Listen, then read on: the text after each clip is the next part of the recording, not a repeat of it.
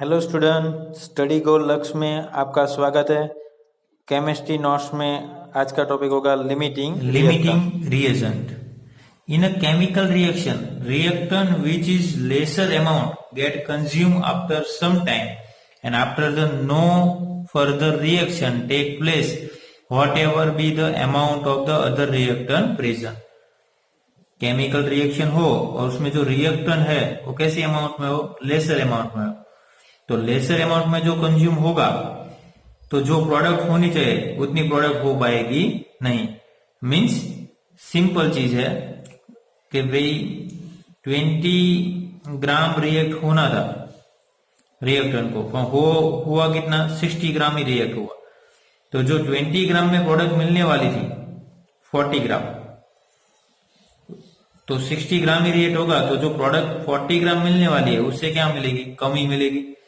Means limit में रहेगा reaction, completely follow होगा नहीं। Mean reaction which get consume limit the amount of product are form. जो product form होगी वो कैसे होगी, लिमिट में होगी। 20 ग्राम में जो फॉर्म होने वाली थी वो नहीं होगी, बिकॉज ऑफ जो रिएक्टेंट है जितना होना चाहिए उससे कैसा रिएक्ट हुआ, कम रिएक्ट हुआ। इसी वजह से इसको हम बेस्ड एग्जाम्पल के थ्रू पढ़ेंगे तो आपको इजीली समझ में आएगा। लिमिटिंग रिएजेंट का एग्जांपल देखें तो 50 kg nitrogen and 10 kg hydrogen दोनों मिक्स हो तो प्रोड्यूस क्या होता है, NH3 प्रोड्यूस होता है। तो हमें कैलकुलेट करना है NH3 form and identify the limiting reagent in the production of NH3। तो देखो, जब नाइट्रोजन रिएक्ट होता है हाइड्रोजन के साथ तो क्या फॉर्म होता है, 2 मोल ऑफ NH3 फॉर्म होता है।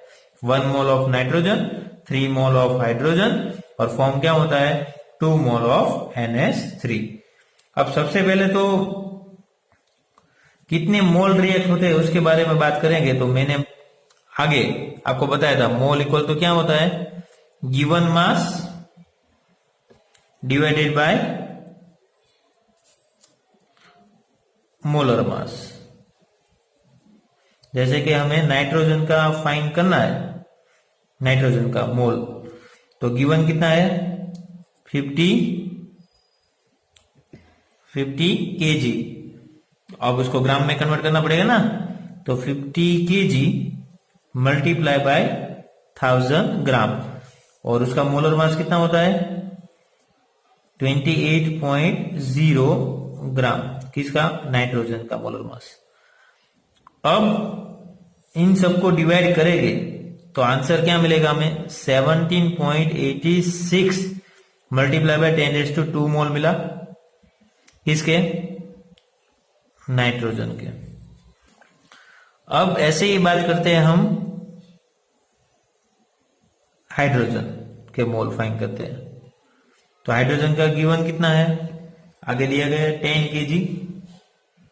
ओके, तो गिवन 10 kg मल्टीप्लाई बाय 1000 ग्राम, और उसका खुद का मोलर मास कितना होता है, 1 होता है, तो यहां पे तो 2 है ना, तो इसीलिए कितना हुआ 2.016 H2 का मोलर मास। इन सबको डिवाइड करेंगे तो हाइड्रोजन है उसकी अमाउंट क्या आएगी 1 मोल के लिए, 4.96 मल्टीप्लाई बाय 10⁻³ मोल, और एक इसकी थी नाइट्रोजन की। चलो, इतना होना चाहिए। एक्चुअली हो क्या रहा है, 17.86 multiply by 10⁻² mole of nitrogen, कब 1 मोल के लिए, और किसके साथ रिएक्ट हो रहा है 3 मोल ऑफ हाइड्रोजन के साथ। 3 मोल ऑफ हाइड्रोजन के साथ होता है ना, तब कितने हाइड्रोजन के मोल होने चाहिए। देखो यहां पे है ना, तो नाइट्रोजन 1 मोल है और हाइड्रोजन कितना मोल है, 3 मोल है। तो क्रॉस मल्टीप्लीकेशन करेंगे तो कितना आएगा, 7.86 multiply by 10⁻² multiply by 3 mole divided by 1 मोल। तो तो आंसर क्या आ रहा है 5.36 मल्टीप्लाई बाय 10⁻³ मोल हाइड्रोजन चाहिए। 1 मोल ऑफ नाइट्रोजन के साथ रिएक्ट होने के लिए 3 मोल ऑफ हाइड्रोजन है, तो कितना चाहिए 5.36। हो रहा कितना है 4.96, होना चाहिए इतना रिएक्ट, हो कितना रहा है 4.96। तो यहाँ पे लिमिटिंग रिएक्शन क्या होगा हाइड्रोजन होगा। क्यों होना है कितना 5.36 होना है रिएक्ट, तो हो कितना रहा है 4.96 हो रहा है। अब 4.96 रिएक्ट हो 5.36 की वजह से उसकी जगह पे, तो कितने मोल एमोनिया प्रोड्यूस होगा, तो 4.96 multiply by 10⁻³ multiply by 2 mole divided by 3 mole of H2 और ए NH2। क्यों 4.96 मल्टीप्लाई बाय 10⁻³ कब हो 3 मोल के टर्म, 3 मोल ऑफ किसके 3 मोल है वो हाइड्रोजन के, और कितने मोल एमोनिया प्रोड्यूस हो रहा है 2 मोल। तो कितना प्रोड्यूस होगा, तो वो फाइंड करने के लिए क्या करना पड़ेगा क्रॉस मल्टीप्लिकेशन, तो मैंने वही किया है 4.96 multiply by 10⁻³ multiply by 2 mole of ammonia और 3 मोल ऑफ H2।